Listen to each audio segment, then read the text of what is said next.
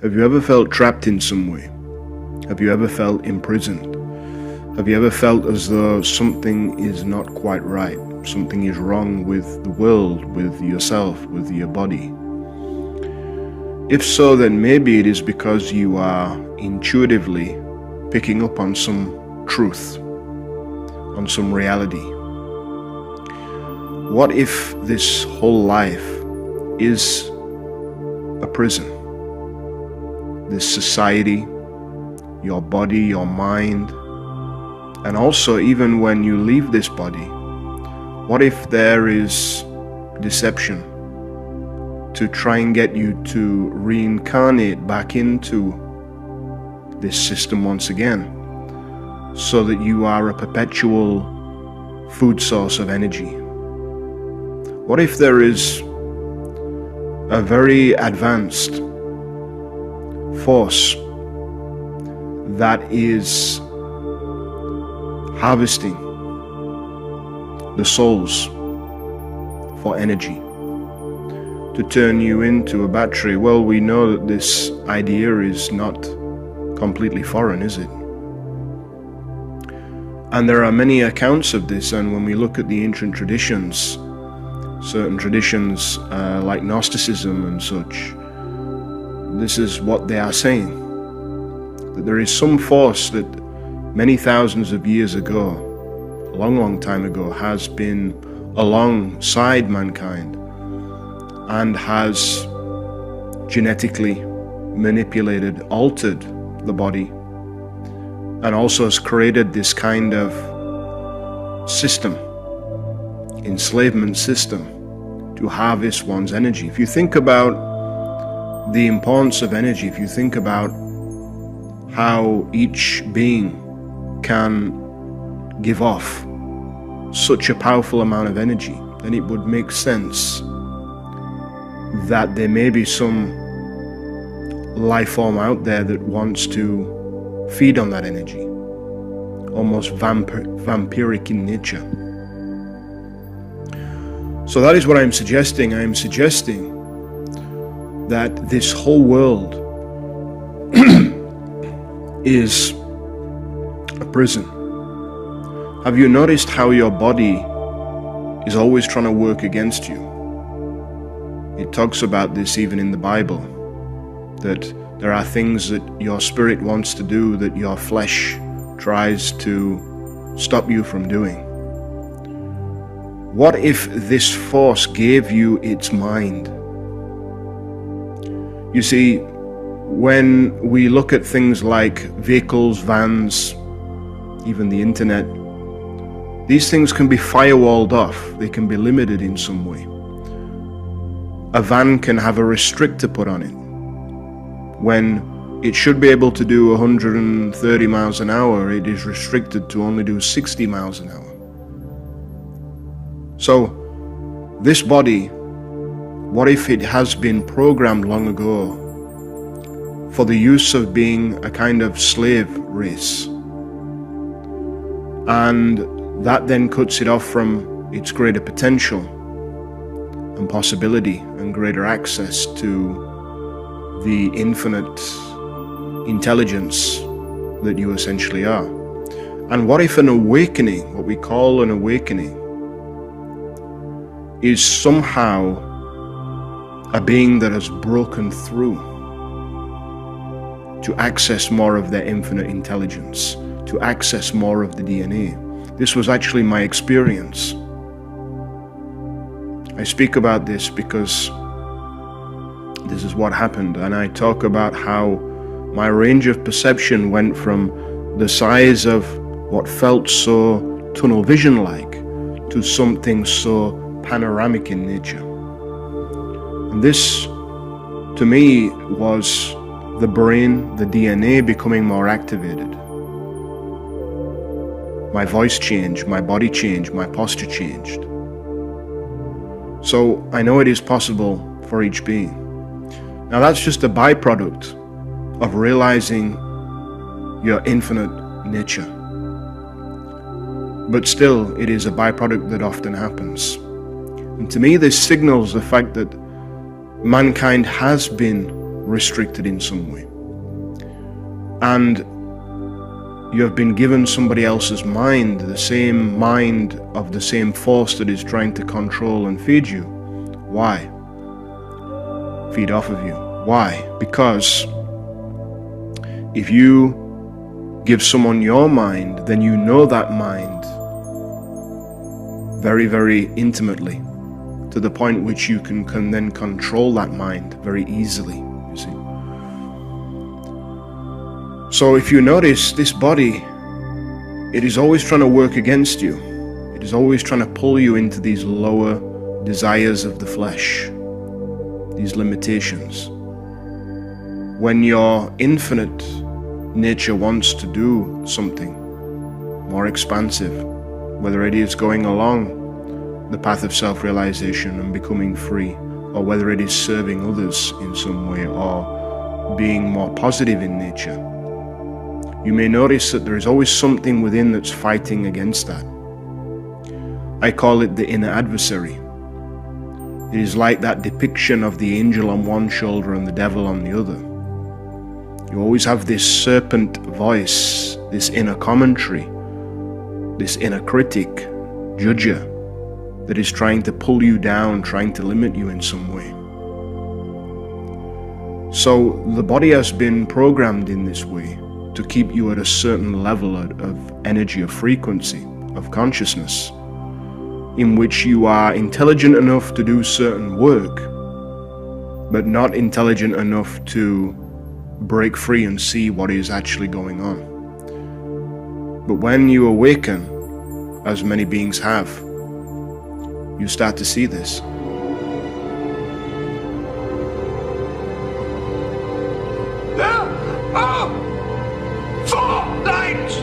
Now let me ask you a question. If this was not the case, if this whole system was not geared by some higher intelligence, more advanced in terms of maybe its technology as well, then why is it that there can be so many awake beings on the planet? More than ever, arguably, right now. And yet this system is still in full swing. And yet this system is still actually ramping up to the next level. You see, if mankind allows the technology route, the digital technology route to come about, it is going to be extremely difficult, maybe even almost impossible, to break free from that system then. It is like a checkmate. Because once you have that technology, now where did that technology come from? Who gave mankind that technology? Who has been feeding this technology to the governments, to the corporations? Do we really think that mankind has developed all of this technology? You can't just imagine something out of nothing, right? So something usually comes to bring that idea forth. Yes, it is possible to tap in to certain ideas because we know that that intelligence is in the field. There is that information in the field. But when you look at the history of things, it would seem more so that it is some kind of intervention of maybe an extraterrestrial kind or some other kind of force that has been feeding in this technology. Once that technology is in, once it is connected to everybody, now you have a grid that can be controlled from a central source. You see, the greatest prison is the prison that you don't know exists. If you know a prison exists, you can at least try to escape that prison. Therefore, it has a finite life to it. If you don't know there is a prison in the first place, and you think you are free, then you will never try to escape that prison. So very smartly, this force stays behind the scenes. It stays out of the way and it manipulates from the shadows. It manipulates from the so-called outside, just outside of this visible light spectrum. And even maybe physically they can be seen to a certain degree, but they just stay out of the way, this force. Now this is this goes back into many of the ancient cultures and traditions in Africa and different places where they talk about this. They talk about a time called the fall of man, isn't it? So this story is all around us. So what if this body is a technology used to enslave mankind? That is what I am suggesting. That is why it works against you. So you must overcome the flesh if you wish to be free. If you wish to follow the desire, the calling of the infinite self of the spirit, then you must overcome and transcend the flesh. You must overcome that serpent mind that is always trying to push against you, always trying to pull you down into those lower material desires, if you will. Then this whole system has been created. You can see it, this whole matrix system, and how it is so tightly woven that hardly anybody can escape from it. And like I've just said, if it goes into a technological system, a full technological system, it will be almost impossible for anybody to escape that then. So you can see this system, and then even when you leave the body, there is a force that is trying to convince you that you must reincarnate. Maybe you've got some karmic debt to pay. They try to convince you that this earth is a school. You have to learn lessons. You're here to learn lessons.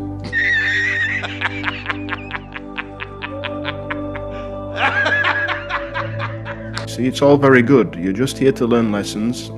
You just keep coming back over and over again, thousands upon thousands of times, to just keep learning lessons, to just keep accumulating new karma,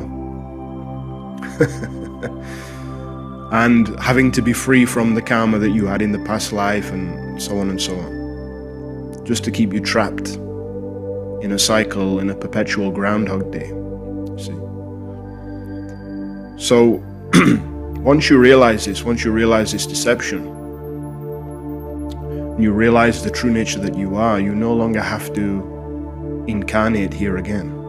You no longer have to be trapped again. You no longer have to keep experiencing this.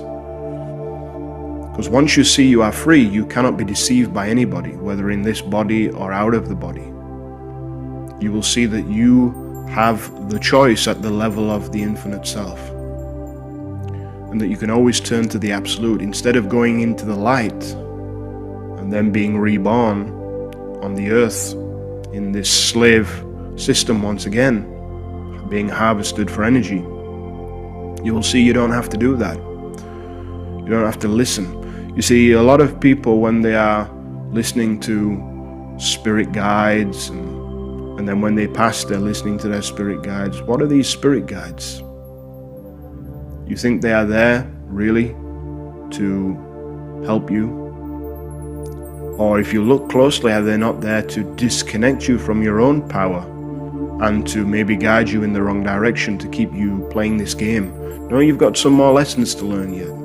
No, you've got some more karma to sort out yet. See? Gives you different belief systems, different philosophies. But if you realize that this life is a prison, that the body is a prison, that even after can be a prison, well, now you can seek to become free. And this is what many of the ancient traditions have been saying in some way or another, is that the goal of life is freedom, to get free. It's a jailbreak. And the quicker that you realize that, the quicker you can focus on that.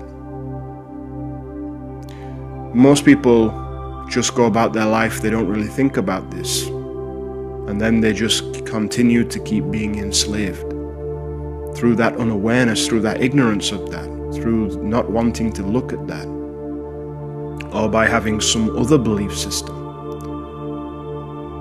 Then they never see this truth, and then they will just be tricked.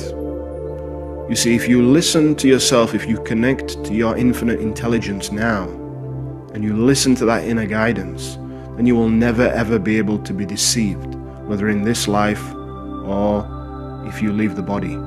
Nothing can convince you that you have to come back and have to repeat something over and over again. But if you're listening to so-called spirit guides, well, this is an external force. Why do you not just listen to your own infinite nature? Why are you listening to some other spirit guide, to some other spirit, to some other force? Why are you listening to that?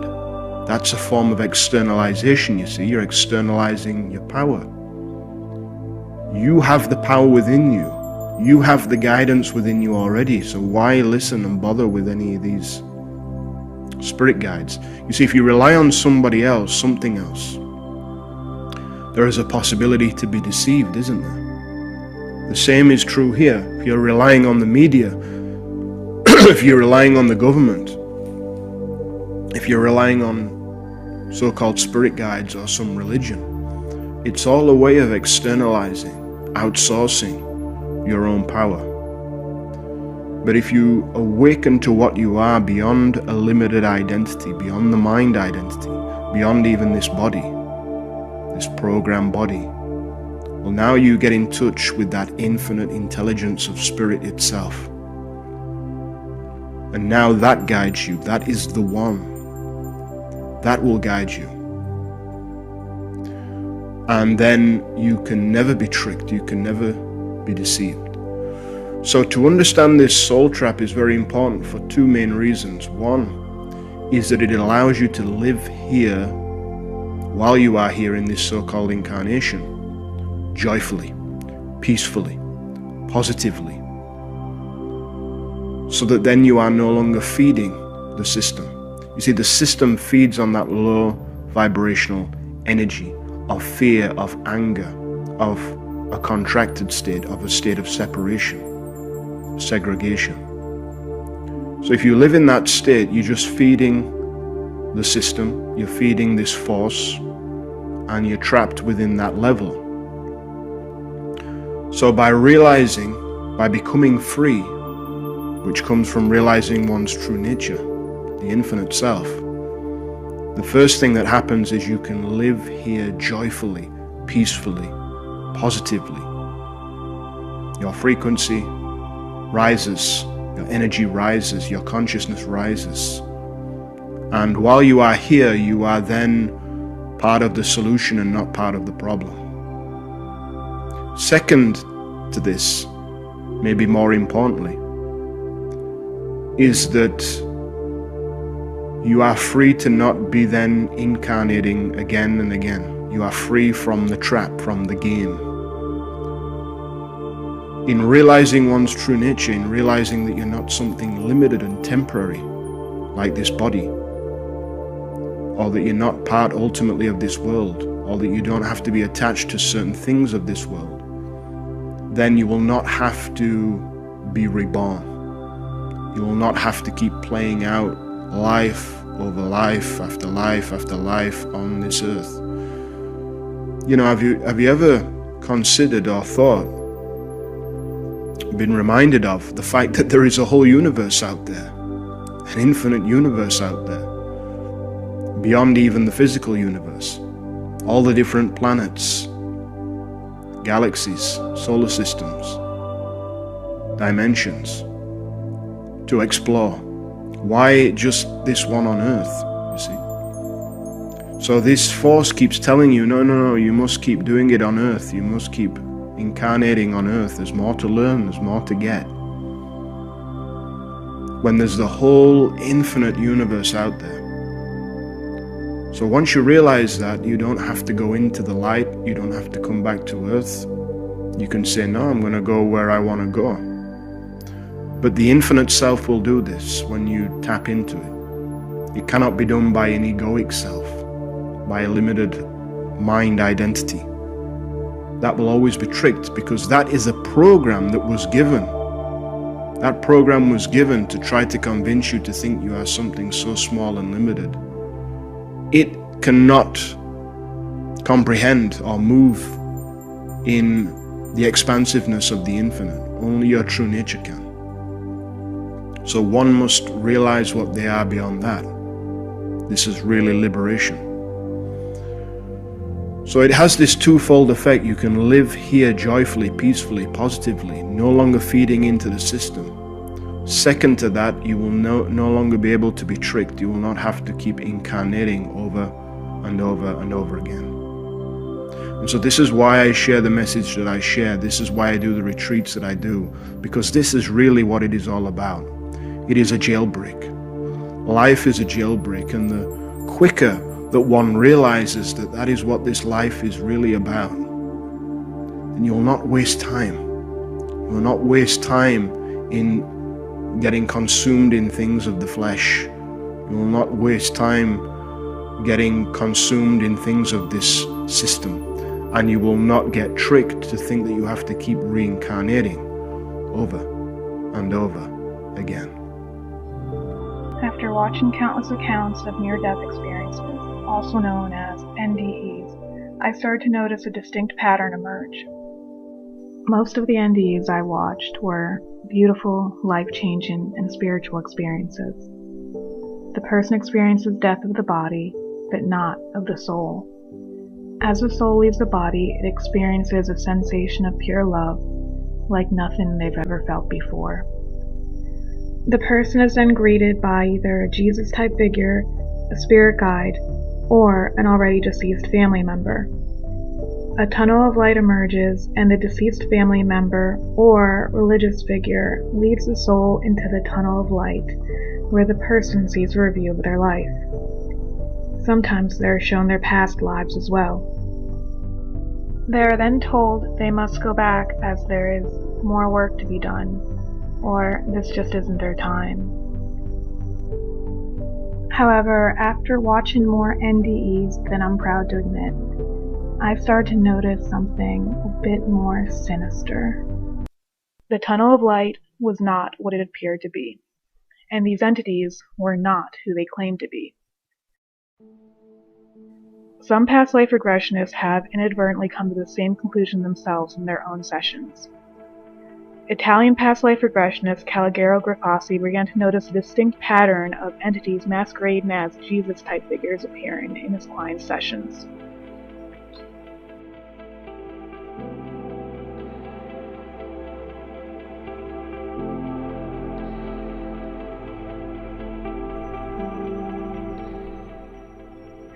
Past life regressionists Tina Dodd and Karen Barkhorn said the following: I'm a regressionist and spirit release practitioner.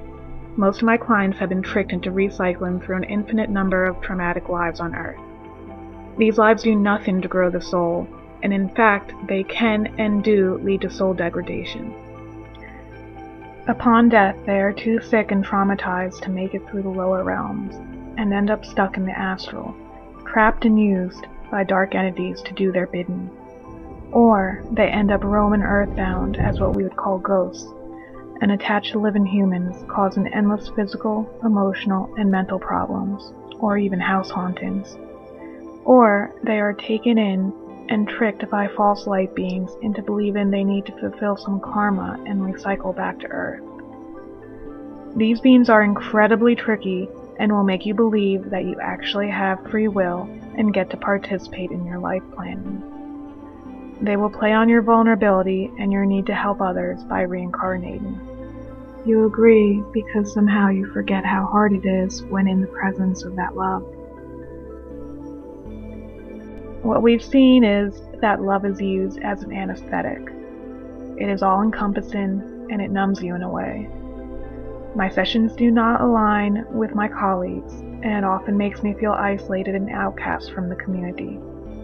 What I've seen is that even the higher realms are part of the matrix system, and it's difficult to share this information with a community that only wants to believe in love and light. We do not need to suffer in order to learn. In fact, that whole belief system is what keeps us trapped here. We are whole and perfect and complete, exactly the way we are. We only need to remember that and have the intention to go back to the real world upon death.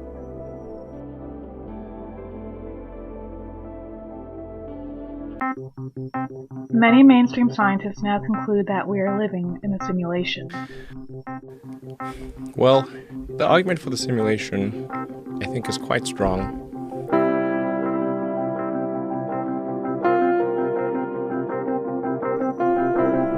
The movie The Matrix has more truth than you could ever imagine. This isn't real. What is real? How do you define real? If you're talking about what you can feel, what you can smell, what you can taste and see, then real is simply electrical signals interpreted by your brain. According to ancient Gnostic texts found in the Nag Hammadi in 1945, we are living in a simulated reality controlled by a predatory sentient AI called the Demiurge.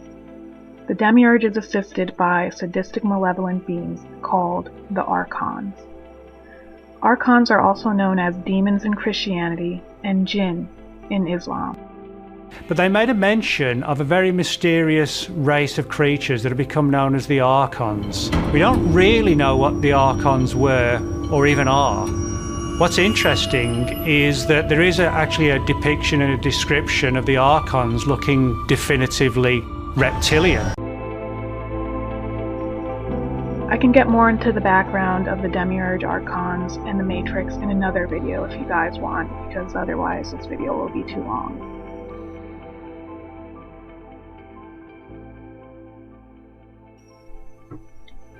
In the days or weeks prior to death, a person who is about to die will often start to experience what are known as deathbed visions. Deathbed visions are an extremely common phenomenon for which modern science cannot explain. Who is about to experience bodily death will usually see a relative who has already passed away, or a religious figure. However, this is merely a projection and not really the deceased relative or religious figure. This is crucial to be aware of.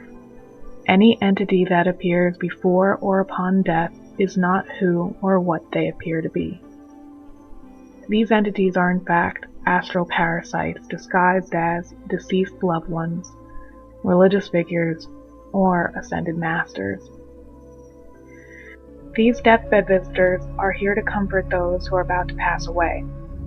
This is so that the person who is about to die will not resist going with the entity. This entity has one goal: to get the soul of the recently deceased into the tunnel of light. The archons, who are often assisted by the Greys, know who to project because they have the technology to scan the soul for memories and experiences. They do this before or at the moment of death.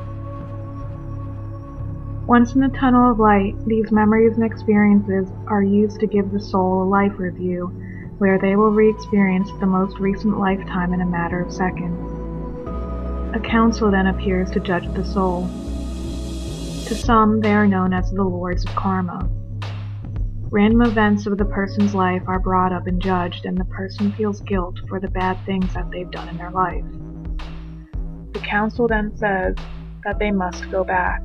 They must be reincarnated because they have to make up for some karmic debt or some soul contract that they must fulfill. This is a lie. There is no karmic debt. There is no karma. All soul contracts were made deceptively without full disclosure. The truth is, no matter how well you lived your life, no matter how moral you were, you will still be told that you must go back. There are more lessons for you to learn, you will be told. Once you are in the tunnel of light, you will not be able to leave. After you are judged, you will have your memory forcibly erased, and you will be reincarnated into a newborn baby. This is how the trap works. This is how they continually recycle souls and keep us trapped in the reincarnation cycle. Ask yourself, if Earth is a school and we are here to quote-unquote learn lessons, then why is it that our memory is constantly being wiped? How can one learn lessons if they have no memory of what lesson must be learned from their previous lives? I think this is pointless. We're trapped in a warped version of Nietzsche's eternal recurrence. Oh, cool. More philosophy. That'll help us. Well, don't you see the problem? We are experiencing karma, but we can't learn from our mistakes because our memories keep getting erased. It's an epistemological nightmare. Common sense will tell you that the only way you can learn is by remembering. And this is why any New Ager that says Earth is a school is being deceived by the very parasitic entities that created the system. New Agers will channel entities without having any idea who or what they are channeling. Do you trust every person you meet? Of course you don't. You use discernment. But for some reason, this same discernment is not used when channeling entities, even though that's when discernment is needed more than ever, since these entities can very easily disguise themselves as beings of light or ascended masters. And no, simply asking if the entity really is who they say they are is not enough. And just like people can lie, so can entities. Why do these beings want us to endlessly reincarnate? The reason is simple. It's because we are food to them. We are used as cattle. Just like we farm animals for food, they farm us humans for food. They feed off of our negative energy. This negative energy is also known as loosh. Loosh is a term coined by Robert Monroe that describes the negative emotions that we feel that these parasitic entities feed off of. This is why the news is filled with nothing but fear. This is the point of war. It's all to generate loosh energy, all to keep us in a constant state of fear and stress. Just like in the movie Monsters, Inc., the monsters fed off of the fear of the children. This is what parasitic entities do with us.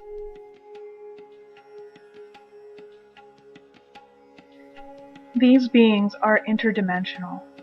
Not being able to see something is not evidence of it not existing. Wi-Fi is all around us, yet we can't see it, but we know it's there. As spiritual beings, we were tricked into entering this dense vessel known as the human body. The human body is only able to decode a limited frequency band known as the third dimension.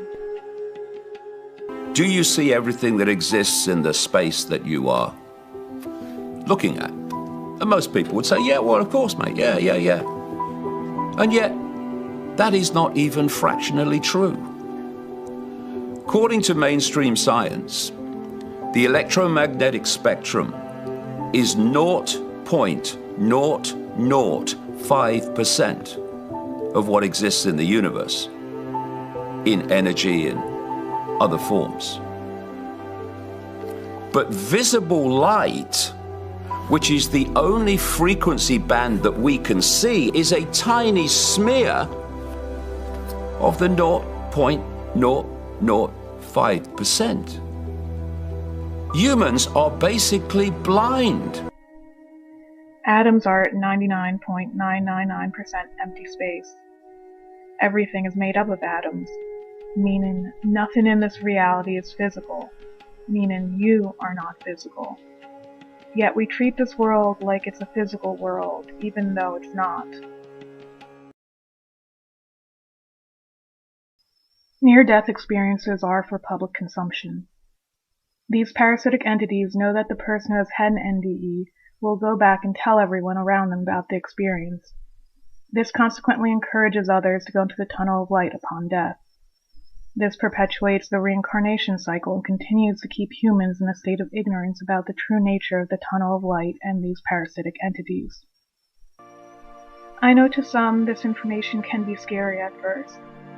It's hard to share this information without being accused of fear-mongering and being negative. However, the truth is never negative. The truth is empowering. The truth will set you free.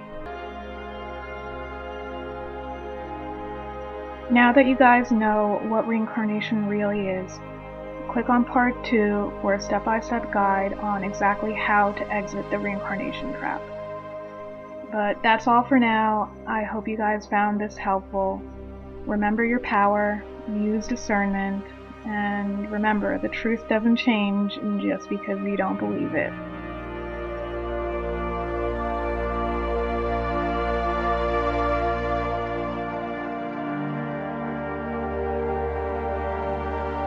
This reality, this infinity, is teeming with different expressions of life.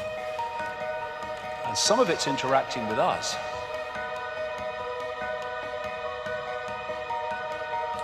Professor of mathematics and astronomy at Queen's Mary University, London, Bernard Carr, he said, our consciousness interacts with another dimension, actually many other dimensions.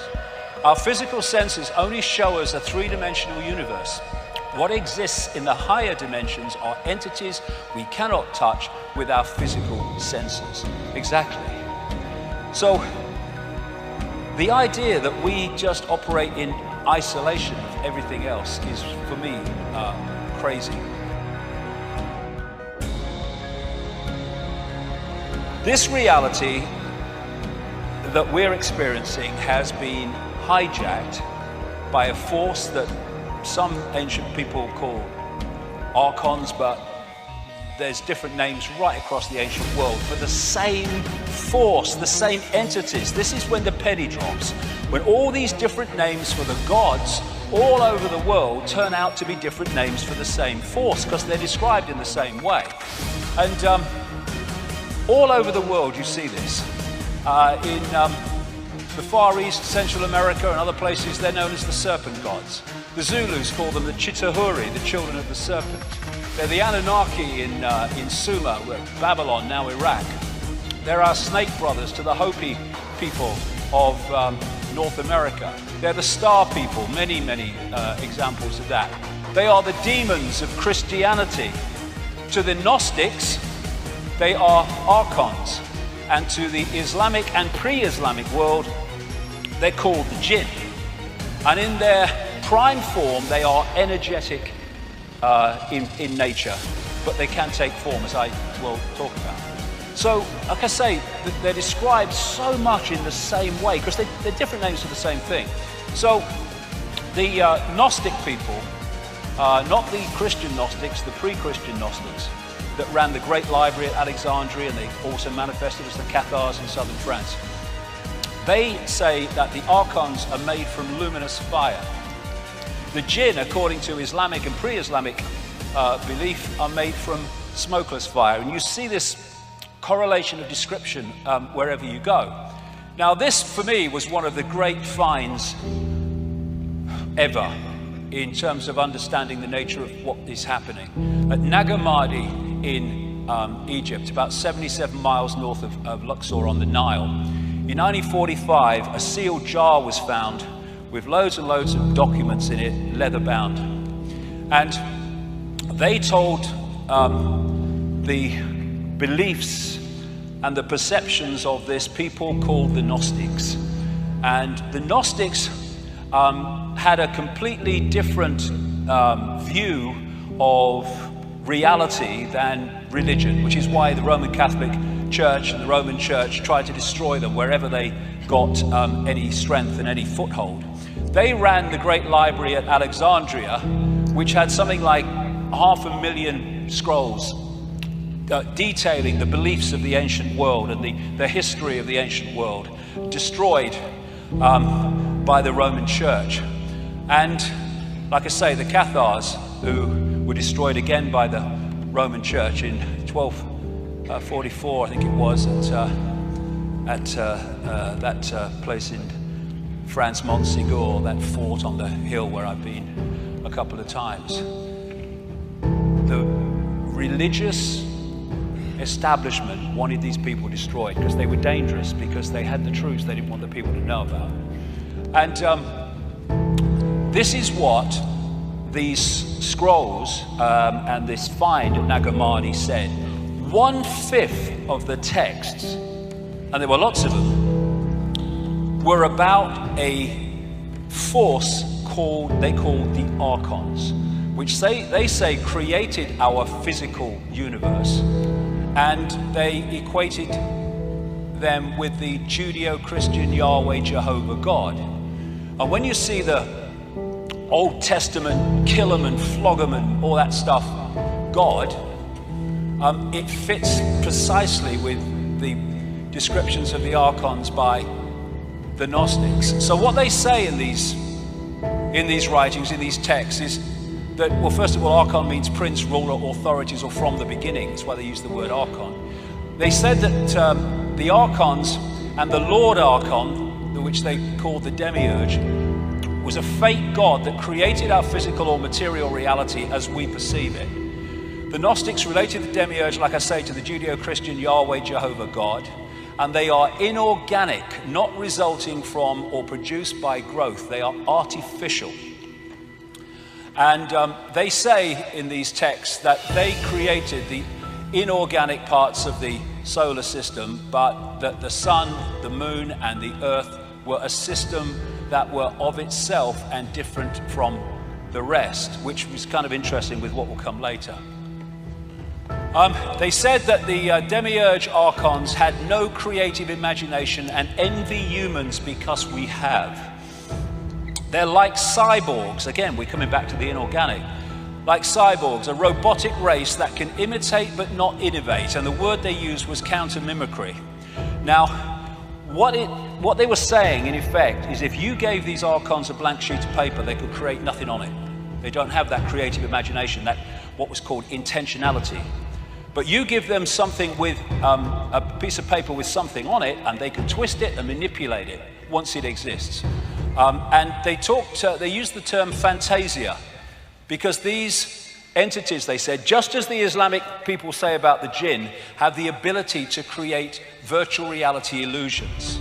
They're mind parasites. They possess humanity and manipulate the way they perceive everything. And they say the word you could use more than any about the archons was deception. They are deceivers. And what they create is an inversion of the natural order, which will become so crystal clear as we go along. Why? Interesting, like we see these different names, and actually for the same thing. The classic Satan is called the deceiver, and the demon of demons, as this demiurge is called the archon of archons, the Lord Archon. Now, as I've kind of studied this and put it together, it seems to me that what we're looking at is what I would call a self-aware distortion, and it's self-aware inversion. Everything is conscious. Even a distortion is conscious. Even an inversion is conscious, but it's conscious in a way that reflects the inversion and the distortion.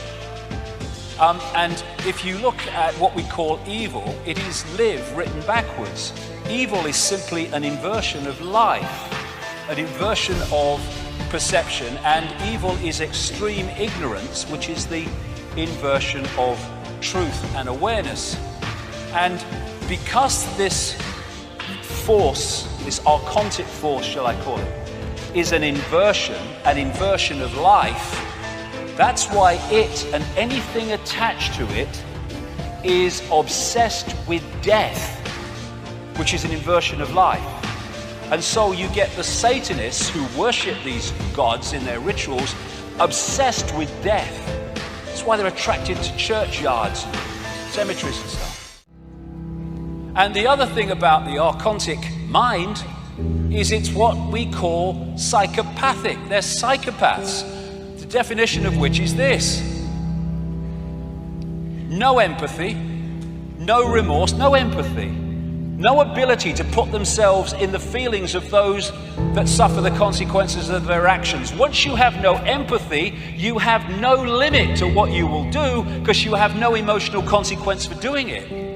No remorse for what you do, no shame. Parasites overwhelmingly. Why? Because they have no creativity of their own, so they have to parasite off the creativity of the target population. That's what the system does. Look at banking. What else is that but an exercise in parasites?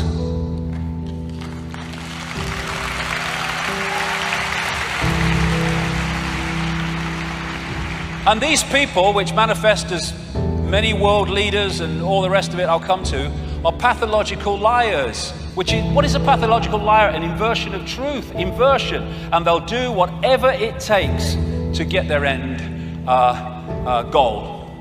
Other thing, the Gnostics used in these texts the word hal, meaning simulation. They talked about the fact that these archons could create what we would call virtual realities through controlling perception. They said about the archons, they make something appear to happen that does not happen. They can induce a virtual reality experience in the translation. And what do the Islam and pre-Islamic worlds say about the jinn? They can manipulate humans by creating illusions. This will become big time relevant the longer we go into this 2 hours. So we're back to this, that what our reality does or is, it's possibilities and probabilities folded into existence by perception. So this whole archontic system is about programming our perception, programming a distortion of our perception, an inversion of our perception, which is why we live in a madhouse, because it's an inversion of the natural order. So the idea is to disconnect the human mind, the human droplet, from the ocean, and lock us into this tiny set of frequencies which then we perceive as all that there is to see, and gotcha. Now, before this, what I call hack, and you'll see why I say hack shortly, there was another world described by the ancients, and very much along the lines of the Avatar movie and the Na'vi, the blue people, and how they interacted with the natural world, how they communicated with animals, how they communicated with each other beyond speech. And what the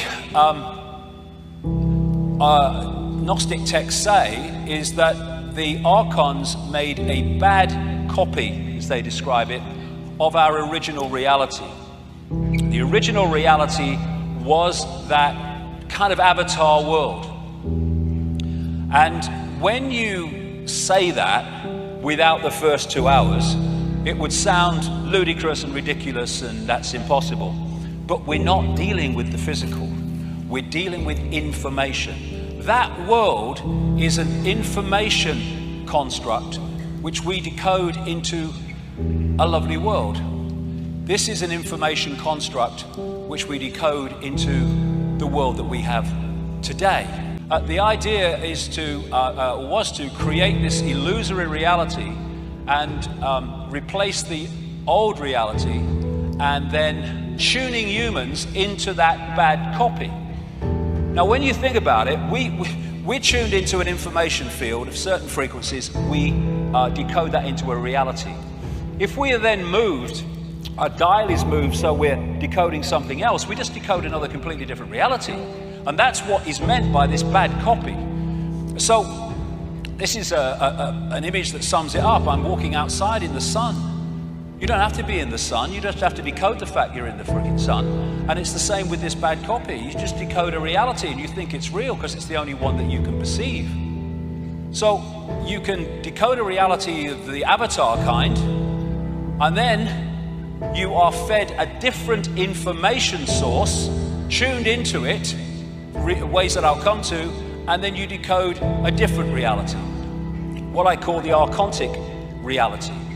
And this, I would strongly suggest, is the fake reality that we have been decoding through what we call known human history, modern human history, and further, that we think is just a natural world. It ain't.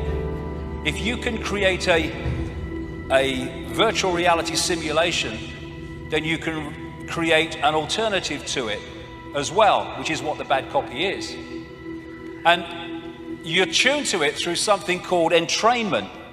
Entrainment is the process by which, if you have 3 violins and they're all plucked to the same note, therefore they are the dominant frequency, put another violin in there, either plucked to another note or not plucked to any note, and it will start vibrating in sympathy with them, because they're the dominant frequency. And if you can create a dominant frequency, then you can start to entrain the human decoding system into that frequency, and suddenly you're decoding a completely different reality. And once that happens, they gotcha. If you don't realize that's what's happened, because to you, well, this is how it is, mate. This is the world, isn't it? Well, what world is it? That's my question. This is how you start to break free. 1 week, a mind vow of silence. Time to fight back. time to make a stand.